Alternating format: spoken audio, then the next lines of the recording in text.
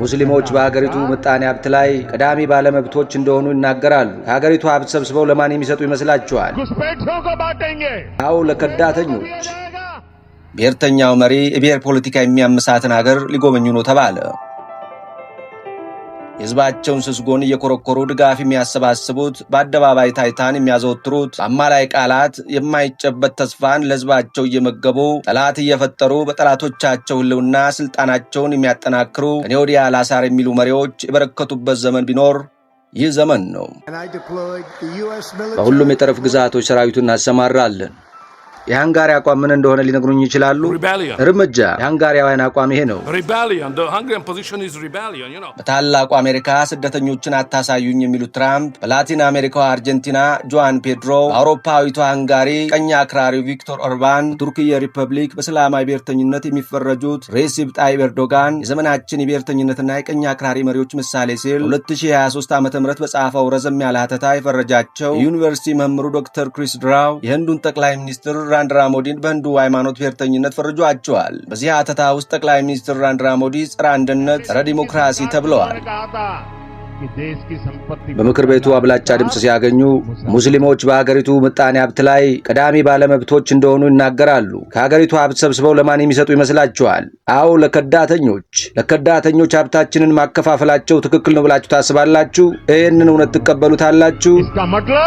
የብሔር ብዛነትን ስታስተናግድ የኖረችው የቢሊዮኖች ሀገር ህንድ በታሪኳ የናሬንድራ ሞዲን ያህል ጠንካራም ከፋፋይ መሪ አይታ አታውቅም ይባላል። እንደ ሌሎች ብሔርተኛ መሪዎች ሁሉ ልዩነትን አጋነው በመስበክ ብዙሃኑን የልብ ትርታ እያዳመጡ ህዝባቸው መስማት የሚፈልገውን ተስፋ በአማላይ ቃላት እየሸመኑ ልብ የሚያሞቁት ናሬንድራ ሞዲ እዚያችን ሀገር የፖለቲካ ባህል ከስሩ ቀይረውታልም ይባላል። እርሳቸው ስልጣንን ከጨበጡ ወዲህ በዓለም በእስልምና ሃይማኖት ተከታዮች ቁጥር አንደኛ የሆነችው ህንድ ለሙስሊሞች የማትመች በርካቶች ዳጣን የሆኑባት አገር ሆናለችም ይባላል። ናሬንድራ ሞዲን ከሌሎች የእስያ ብሔርተኛ መሪዎች የሚለያቸውም ይኸው ዘውጌነታቸው ነው። በሃይማኖት መደራጀትን ገድፎ በብሔር መደራጀትን የሚፈቅደው የሀገራችን የፖለቲካ ባህል በሂንዱ ሃይማኖታዊ ብሔርተኝነት ከሚዘወረው የህንድ ፖለቲካ የሚመሳሰለውም አግላይና ኢፍታዊነት የተንሰራፋበት በመሆኑም ጭምር ነው። ምንም እንኳን በእርሳቸው የአመራርነት ዘመን ህንድ በታሪኳ ከፍተኛ የተባለ የምጣኔ ሀብት ምርታን ብታስመዘግብም የዓለማችን አምስተኛዋ ባለግዙፍ ኢኮኖሚ ሀገር ለመሆኑ ብትችልም ነባሩ ህዝቦቿ የመቻቻልና የአብሮነት እሴት የተሸረሸሩባት ከመሆን አልዳነችም። ከመቼውም ጊዜ በላይ በዚህን ዘመን ህንድ በተቃርኖች የተሞላችና ህዝቦቿ በጥርጣሬ የሚታዩበት ሆናለች።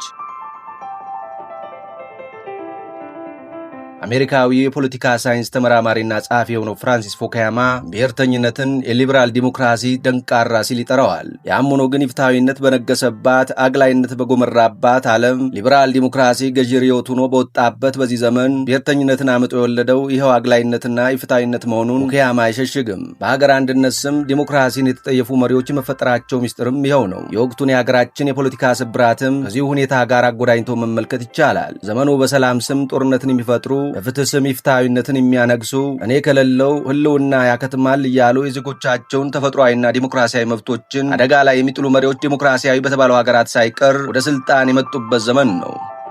በሀገራችን ብሔርተኝነት የፖለቲካ አሰላለፍ ማንጸሪያ ከሆነ ሰነባብተዋል። በሰለጠነው ዓለም ተለምዷዊን የቤተ መንግስት ፕሮቶኮል ችላ ያሉ ቀኝ ክንፍ አክራሪ ፖለቲከኞች እንዲነሱ በምክንያትነት የሚጠቀሰው ማባሪያ የሌለው የስደት ጎርፍ ነው። መውለድ ያቆመው ዓለም የወሊድ መከላከያን መጠቀምን ከሚከለክል እስልምና በመጡ መጻተኞች መሞላቱ ኢትኖግራፊው እንዳያዛባው ስጋት ባደረበት ህዝብ መሃል ኃይለኛና ቀኝ አክራሪ መሪዎች መነሳታቸው በእርግጥም ሊያገርመን ይችላል። ምንም እንኳ እንዲህ አይነቱ የፖለቲካ ባህል የስደተኞችን ህይወት ፈተና ላይ ቢጥልም ሀገሬውን የሚጠቅም መሆኑ ግን አያጠያይቅም። መሪዎችም የበዛ ድጋፍን ከህዝባቸው ዘንድ ያገኙበት ሚስጥር ይኸው ነው። እንዲህ አይነቱ ሀገራዊ ብሔርተኝነት ከነችግሩም ቢሆን የህዝቡን ጥቅም ያስጠብቃል። ብሔርተኝነት ዘውጌነትን ተላብሶ ሲመጣ ግን ሀገርን ችግር ውስጥ ሊከት ስለመቻሉ ከሀገራችን የተሻለ አብነትን መጥቀስ አይቻልም። ታዲያ ሀገራችን ኢትዮጵያ በወቅቱ በበርካታ ምስቅልቅሎች መሃል ያለፈችበት ባለችበት በዚህ ወቅት የሂንዱ ሃይማኖታዊ ብሔርተኝነት ርካብ ሆኖ ወደ ዙፋን ያመጣቸው ጠቅላይ ሚኒስትር ናሬንድራ ሞዲ አዲስ አበባ ሊገቡ መሆናቸው ተሰምቷል።